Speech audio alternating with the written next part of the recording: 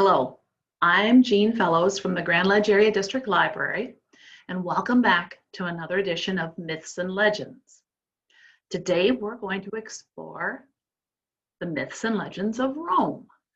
And I'm going to do one thing here really quickly so that we can see this all a little bit better. And I think I have a pointer enabled now too, so yay. So,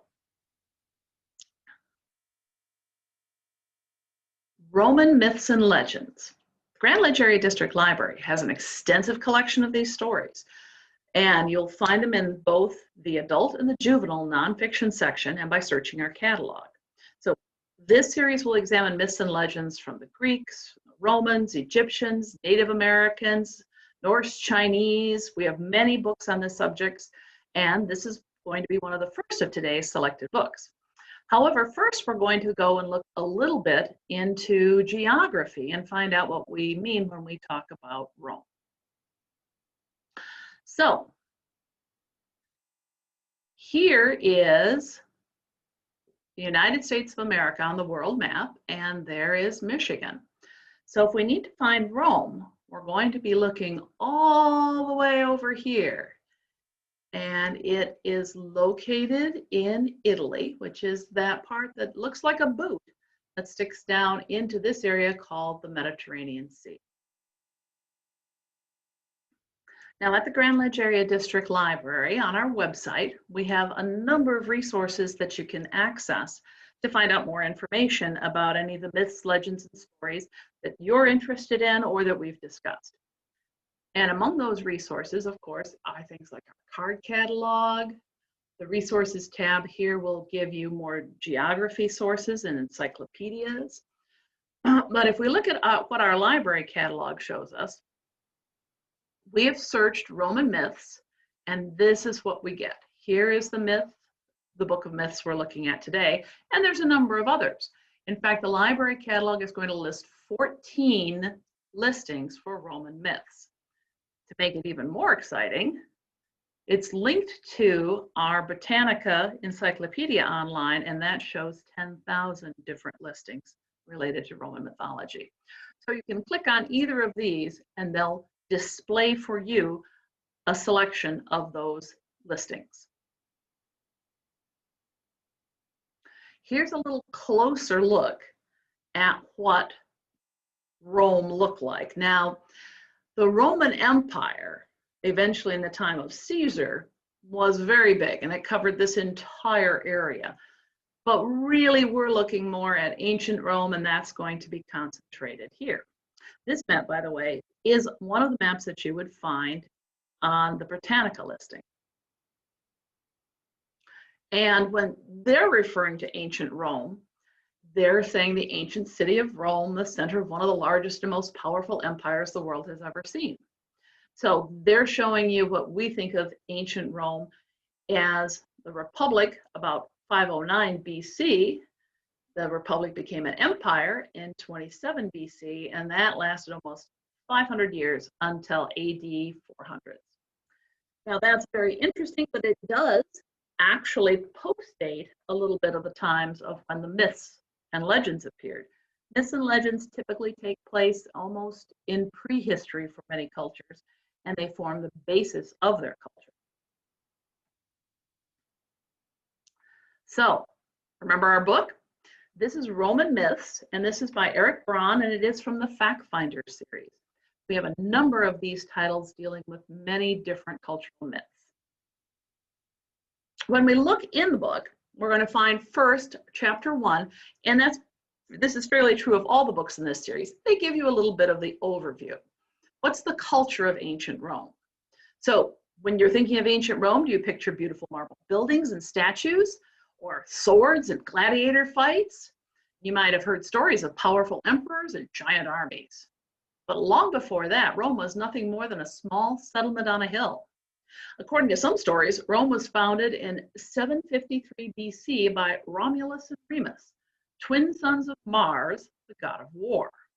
Romulus killed Remus and became the first king of Rome, which is named for him. The growing city was ruled by kings until 509 BC, After that, Rome became a republic governed by the people. Instead of kings who ruled for life, Rome then had elected officials.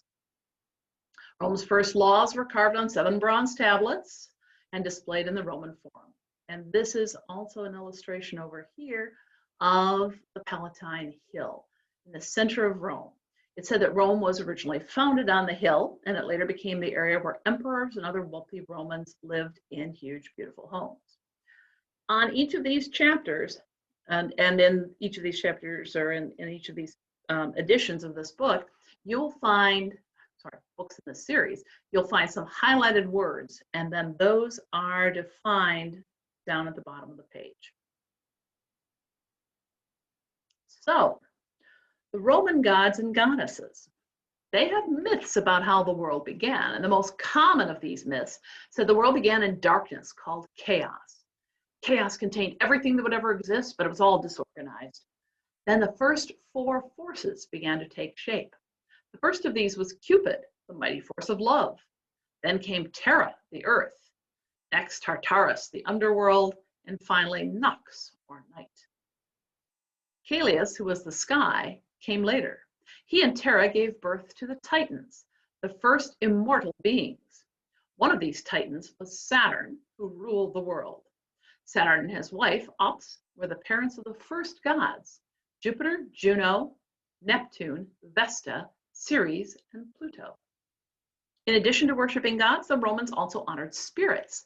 Spirits protected the family, home, and even trees, rivers, fields, buildings. The spirits worshipped in the home were unique to each family. Every family had special shrines in their home to worship them. The head of the household made sacrifices to the spirits to make sure they would continue to watch over the family.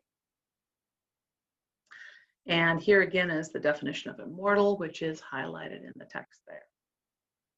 So here's a little bit of a look at Roman gods and goddesses. So Saturn and Ops, and then Juno, Jupiter, Pluto, Neptune, Vesta, Ceres, and they're going to give you a little bit of information about what each one is particularly associated with. We'll take a look at one of the stories here. Oops, get into the right spot. There. Inspired by the Greek myths, the Romans then retold those stories in Latin with their own gods substituted for the Greek ones. Roman audiences loved the tales, which were full of drama and mystery. One of the stories is of Minerva and Arachne.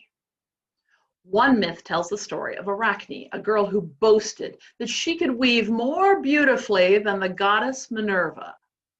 This angered Minerva, so she challenged Arachne to a weaving contest, and the two sat at their looms to work. Minerva's beautiful tapestry showed herself winning the weaving contest and humans being punished for challenging the gods. Arachne's tapestry showed scenes of gods tricking mortals. Minerva realized Arachne's tapestry was gorgeous, but she declared herself the winner. Then she turned Arachne into a spider, making it her destiny to weave webs forever. Another story is Pluto and Proserpina. Proserpina. Wow. To the ancient Romans, the myth of Pluto and Proserpina helped them understand the changing seasons. One day, Proserpina, daughter of Ceres, was picking flowers in a field. Pluto saw Proserpina and fell in love with her, took her back to the underworld as his wife. Overwhelmed with grief, Ceres searched the world looking for her daughter. She even journeyed to the underworld. When she tried to rescue her daughter, Pluto would not give her up. While away from her daughter, Ceres had neglected the earth's crops. People were dying for lack of food. Jupiter stepped in, ordered Pluto to give Proserpina back to her mother. Before she returned, Proserpina ate some seeds she had found in the underworld. It was decided that because she had eaten in the underworld, she must remain there. However, Jupiter ruled Proserpina could go back to her mother. She had to return to Pluto in the underworld for several months each year. The ancient Romans believed spring and summer represented the months of the year that Proserpina spent with her mother. Fall and winter occurred when she was forced to return to Pluto and the underworld. Another one of the books in our collection at the Grand Ledge Area District Library is The Myths and Legends of Ancient Rome. This book is under the publisher of World Book, and therefore it has that sort of encyclopedia background to it. It brings some of the stories to life, though, with rich illustrations, compelling stories, and exciting details. Each one of the books in this series features an introduction that gives you an overview of what's going to be in the book. So if you're doing a research paper or writing a theme on some of myths and legends, these are good resources to have. Each one of these introductions, in fact, each of the pages between the stories that tells you a little bit of background information will have illustrations, and they'll tell you also where to find those illustrations in the book.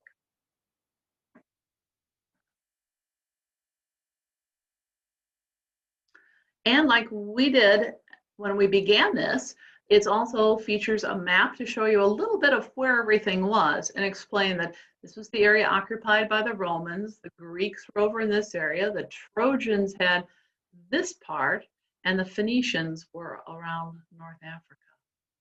This is still showing the Roman Empire, but the myths and legends of Rome came before that. This is the story of Aeneas and the founding of Rome. It had its roots in the destruction of another mighty ancient city, Troy, on the coast of what is now Turkey. One day, Venus, the goddess of love, decided to pay a visit to Earth. She appeared in the splendid city of Troy, fell in love with a handsome Trojan prince named Anchises.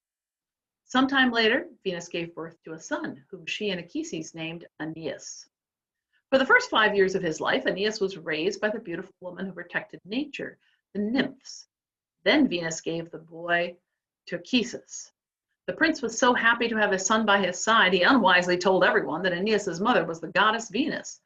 When Jupiter, the king of the gods, heard Anchises boasting, he was furious. Mere mortal men were forbidden to love goddesses. Jupiter flung a thunderbolt at Anchises, which hit him on the leg, leaving him lame. Aeneas grew into a strong, fine-looking young man. He was a fearless warrior and a natural leader of the people. But Aeneas was not destined to live in peace. A dispute between Troy and Greece flared into a great war, and for 10 years, Greek warriors besieged Troy. Finally, the Greeks captured the city, killed many of its people, and set it afire. Aeneas rescued his aged father and young son from Troy and escaped to nearby Mount Ida. Unhappily, Aeneas' wife was lost in the confusion. For months, Aeneas and other Trojan survivors built ships so they could search for a new home. Finally, Aeneas left his homeland with a fleet of 20 ships. The ships sailed from island to island across the Mediterranean Sea. On one island, a fortune teller told Aeneas he would find his true home only when he became so hungry he ate not only his food, but also the plate it was served on.